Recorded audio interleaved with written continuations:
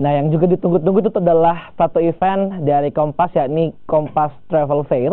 Kalau kemarin sudah sukses di Pulau Jawa, kali ini menyasar kota Makassar nih, karena Makassar ternyata adalah salah satu kota dari 3 besar ya, dengan penerbangan terbanyak. Seperti apa sih kira-kira untuk Kompas Travel Fair tahun ini?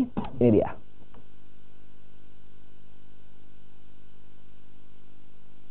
Beragam cara dilakukan untuk memeriahkan Hari Kemerdekaan Indonesia ke-73 tahun. Di Makassar, Sulawesi Selatan, Kompas Gramedia bekerja sama dengan UPT Pelayanan Transfusi Darah Provinsi Sulawesi Selatan menggelar aksi donor darah di Hotel Santika Makassar.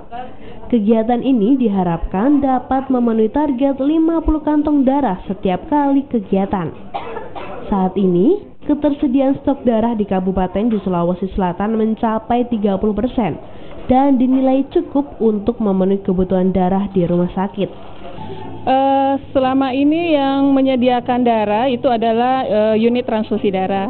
Nah, kami itu akan mendistribusikan darah ke setiap rumah sakit yang memiliki bank darah rumah sakit. Jadi kami tidak melayani puskesmas, jadi pelayanan transfusi darah itu dilakukan di rumah sakit. Nah, selama ini stok darah yang tersedia itu ya masih belum cukup untuk kebutuhan pasien yang membutuhkan. Jadi kami semakin hari semakin lebih banyak melakukan himbauan kepada masyarakat untuk bisa mendonorkan darahnya. Dengan adanya ketersediaan stok darah yang cukup, juga dapat menekan angka kematian ibu hamil akibat kekurangan darah. Selain ibu hamil, stok darah juga diperuntukkan untuk korban kecelakaan dan kanker anak di rumah sakit. Tim Liputan Kompas TV Makassar, Sulawesi Selatan.